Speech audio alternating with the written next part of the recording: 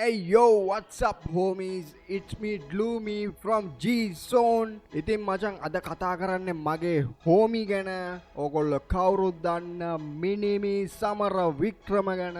එයා ගැන කතා කරන්න ඇත්තටම ගොඩක් විස්තර තියෙනවා. කතා කරන්න ගියොත් මට 2017 ඉඳන් වගේ මට කතා කරන්න එනවා පොර ගැන. ඉතින් දැන් අවුරුදු මං හිතන්නේ 8ක් අපේ ෆ්‍රෙන්ඩ්ෂිප් එක. අවුරුදු 8 ගැනම මට කතා කරන්න එනවා. ඌ ගැන කතා කරන්න ගියොත් අපි ඇත්තටම ෂෝට් ෆෝම් කරලා කතා කරමු. කතා කරන ගොඩක් දේවල් තියෙනවා මිනිහා ගැන. ඊට කලින් මචං මගේ channel එක subscribe කරලා නැත්නම් ඔයගොල්ලෝ දැම්ම ගිහිල්ලා subscribe කරන්න. මම දිගටම content දානවා. මම කරන content වලට ඔයගොල්ලෝ කැමති නම් ගිහිල්ලා subscribe පාරක් දාන්න.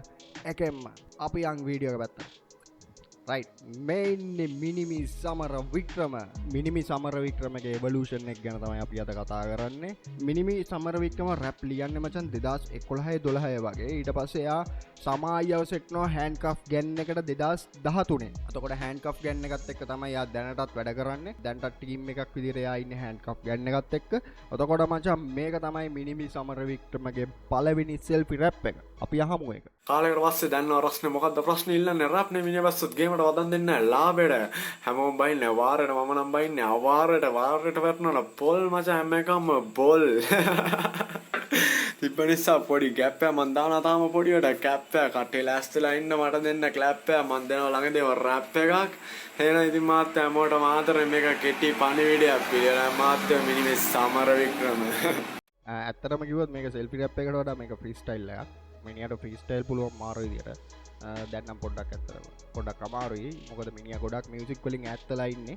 ඒක නිසා ඇත්තටම අමාරුයි. නැත්තම් මිනිහා පට්ටම ෆ්‍රීස්ටයිල් රැපර් කෙනෙක්. සුපිරි. එතකොට මේ තමයි handcuff gang එකේ ලියොන් අයියා. ඒ දවස්වල මේ සමාජයේ 2015 ගත්ත ෆොටෝ එකක්. මේකත් සමාජෙද ගත්ත ෆොටෝ එකක්. ෂේන් අයියා ස්මෝකියෝයි මිනිමි. අපි දැන් අහන්න යන්නේ මචං මිනිමිගේ පළවෙනි ඔෆිෂියල් ට්‍රැක් එක. රයිට්. එතකොට මචං මේක ෆුල් ආශික් මම ශාරුක්. මේක දිමිත්‍රි තමයි මියුසික් කරලා තින්නේ. මේකේ මිනිමිගේ වර්ස් එකක් තියෙනවා. එයාගේ පළවෙනි ඔෆිෂියල් ට්‍රැක් එක තමයි මේක. අපි අහමු මිනිමිගේ වර්ස් එක මේකේ. හද එපා මගෙන් නගාට හෙන්දු නතින් හුරු ඇතාට හිතුනොත් හිතුනා තමයි බ්‍රේක් නෑනේ මල් තරාට බීදුණු තල් මල්ලා කටේ හිච්චි කොල්ල ඇමරුණාට ගේමක් නෑනේ මල්ලි ගහේ ඉඳී මං එදාට. එතකොට මේක මචං අවුරුදු 10කට කලින් 2016 තමයි රිලීස් කරලා තියෙන්නේ. ඊට පස්සේ මචං හස්ලබායිව සෙට් වෙනවා යාට 2017. ඊට පස්සේ තමයි මචං ඕගොල්ලෝ ගොඩක්ම දන්න පාතාලේ ට්‍රැක් එක රිලීස් වෙන්නේ. අපි ඒකේ මිනිමගේ වර්ස් එක අහමු. පාතාල ට්‍රැක් එකේ හස්ලා ගනි මන්නේ පිස්තෝලේ බෙල්ල කබලා බිලි ගන්නේ කැලි කල්ලා බොර උරේ බිලි ගන්නේ වලලන්නේ නායරන්නේ නෑනේ උර ගූවලේ නාගන්නේ. මේ ට්‍රැක් එක ගැන කතා කරොත් මචං මේක හස්ලබායි එක කරපු ඔෆිෂියල් ෆීචරින් එකක් මිනිමි. එතකොට මේකේ මියුසික් කරලා තියෙන ආයුෂ්මන්ත මික්ස් ඇන්ඩ් මාස්ටරින් කරලා තින්නේ අකීවිෂ්. හස්ල ගැනත් අපි ඉස්සරහ එපිසෝඩ් එකේ කතා කරමු. ඊට පස්සේ මචං එයාට සෙට් වෙනවා ගොට් ටැලන්ට් එක. ගොට් ටැලන්ට් එක තමයි එයාගේ හයිප් පොයින්ට් එකක් කියලා කියන්න පුළුවන්. පාතාලයකත් එක්ක ගොට් ටැලන්ට් එකත් සෙට් වුණාම ඒක මාරම හයිප් එකක් තිබ්බා. ආත්‍ය මම රෙඩි දසුන් කියමු දෙනා රෙඩි යපලම අවසර දෙන්න මට මාදකට හඬකට නැතකට වට කර බඳ වැට පිට පිට දෙන්න මම හරවකි පදමට කැටිකොට වෙති අය ගල ප්‍රතිපදමට රොද බඳ වරින් පෙළෙ දෙන්න මම රැප් කෙලි සිලි මිලි මයි කාසි මල්ල හෙල වෙදි දෙවියෝ දුවනවා පාර. ඔයගලට සෞදම් පුළුවන් ගොට් ටැලන්ට් එක ගැන කතා කරාම මචං කියන්න ඕන එක කරුණක් තියෙනවා. මම මේක ෆිල්ට් එකේ එපිසෝඩ් එකෙත් කිව්වා. මේක ගොඩක් කට්ටිය දන්නේ නැහැ. මිනිමිව ගොට් ටැලන්ට් එකට ප්ලග් කරන්නේ මචං ෆිල්ටි අයියා. හරිද? මම උඩ ලින්ක් එක දාන්නම් ෆිල්ටි අයියා ගැන කරපු. ඒකත් බලන්න. ගොට් ටැලන්ට් එක කරපු කට්ටිය ෆිල්ටිට කතා කරලා තියෙනවා. මෙහෙම මේ අපි ටැලන්ට් ෂෝ එකක් කරනවා. අපිට රැපර් කෙනෙක් ඕනේ. ඔයා හරි එන්න නැත්නම් අපිට අඳුරන කෙනෙක්ව ප්ලග් කරන්න. ඊට පස්සේ මචං ෆිල්ටි අයියා සමායියට කෝල් කරලා මෙහෙම අපිට ඔපචුනිටි එකක් තියෙනවා. අපිට කාවත් දාන්න පුළුවන් කියලා අහලා මිනිමිව ප්ලග් කරලා තියෙන සමායියා. ඊට පස්සේ ගොඩ් ටැලන්ට් එකට ඒ chance එක අරන් දීලා තියෙන්නේ ෆිල්ටි අයියා තමයි. එතකොට එයාට ඒක රෙස්පෙක්ට් එක දෙන්න ඕනේ. ගොඩක් කට්ටිය නොදන්න කතාවක් තමයි මම මේ කිව්වේ. එතකොට thank you ෆිල්ටි අයියේ.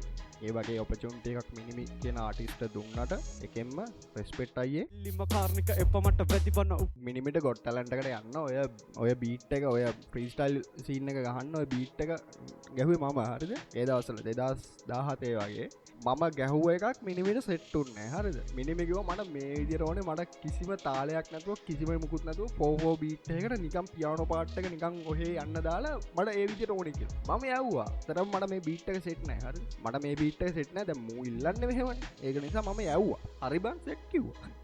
ඊට පස්සේ මචං මිනිමියෝ මට මුලින්ම සෙට් වුණ දවස් තමයි මේක. හරිද? මේ දවස් තමයි මචං මිනිමියෝ මට මුලින්ම සෙට් උනේ. හරිද?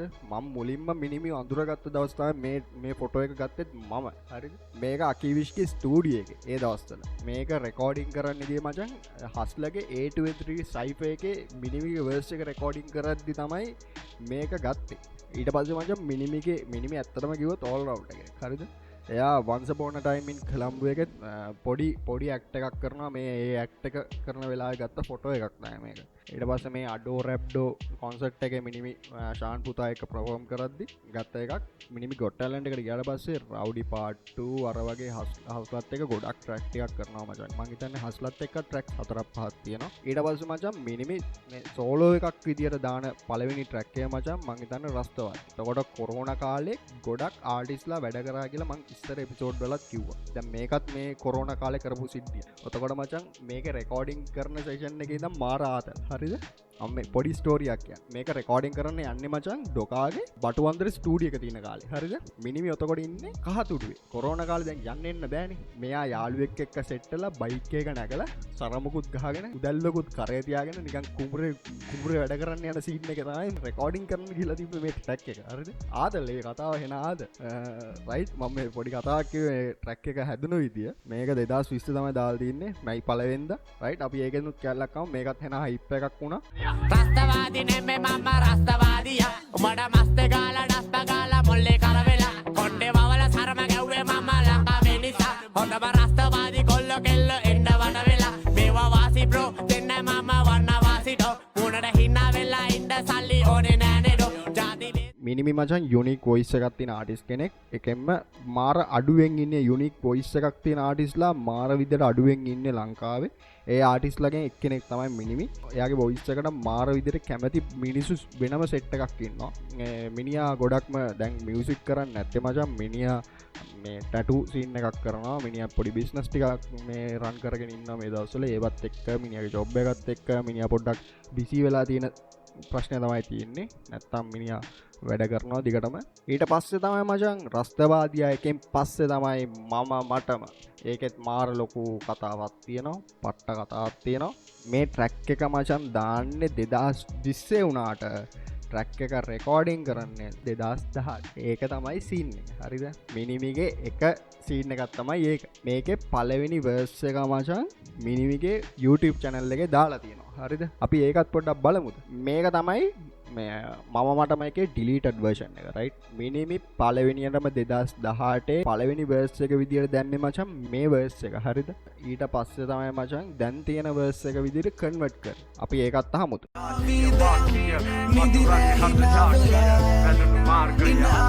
අපි ඇත්තටම ගියේ ඩොකාගෙන් හුක් එකක් ගන්න නෙමෙයි ඒ වෙලාවේ ට්‍රැක් එක. අපි ගියේ මිනිමිගේ verse එක රෙකෝඩ් කරන්න. මිනිමිගේ verse එක රෙකෝඩ් කරන්න ගියාම මිනිමි කොහොමද මේකේ යටින් හුක් එක යටින් පොඩි බ්‍රිජ් එකක් ගහලා තිබ්බි මිනිමි. ඔතකොට මචං ඒක ඕගොල්ලන්ට ඇහෙනවා. ඒක යටින් මෙහෙම දෙපැත්තට පෑන් වෙවි අකිවිෂ එක හදලා තියෙනවා ලස්සනට. ඒක දෙපැත්තට පෑන් වෙවි ඇහෙනවා මේ ඇහෙනවා මචං. ඒක උඩින් ඩොකා මාර ලස්සන හුක් එකක් ගැහුවා. මේ ට්‍රැක් එක සාර්ථක වෙන්න ඇත්තටම අපි හැමෝගෙම ඒක මහන්සිය තියෙනවා මචං.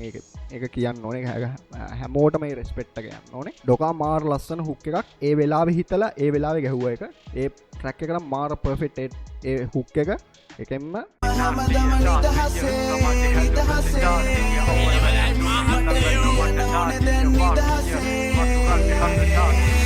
දැන්න දුකම වින්ද පෑගු පොළොවෙ ගෙන්දකම් හීන පස්සේ සල්ලි ආවේ නැති කරම් මගේ නින්ද බං දිනම තැරෙන යකඩ කැපෙන තරමගෙන මුව හත අඳුර දකින්න තැනද දිලති ගන දොර මගේ නසුණු පිරිස මැව්වේ මටම කලය විසකුරුල්ලේ සාසුබ නැකත ගැවෙන මනස ක්‍රියාවේ අල්ලස වසල මිනිසු හිතට කසල සිසල දැලය ගැඹුර වැළපෙන රළ මෙන්න තදබල කලබල ලෙල මොළ සිඳ විඳ කැඩපත ළඟ මම හිත ශෝකේ වැදි රෝගේ ගෝවිය සාමය වාරිකගෙන සිනහව ප්‍රතිරූපේ කෝපේ නාමේ සාපේ කාසිය ගෑවිය වාසිය පාසිය පොළවට හාවිය වෑවිය නොහැකිය ගැලවිය නැලවිය නරි හොරි ගෙඩි පිරි සලු පිලි නැත නැති නිසවිලි කැරකිලි සැනකෙලි ගණිත නියම තනිකම පිළිවල කර හර මිටි ජීවිතය යන හැටි එකට එල්ලි හැටි දැනගෙන වැඩි වැඩ නැත කෙටුව පච්ච මිනිසු මල්ලි පල්ලේ මිනිසු මල්ලේ. ඊට පස්සේ තමයි මචන් දැන් තියෙන වර්ස් එක විදියට කන්වර්ට් කරේ. එයාට පොඩි ලෙඩක් තියෙනවා මිනිමිට.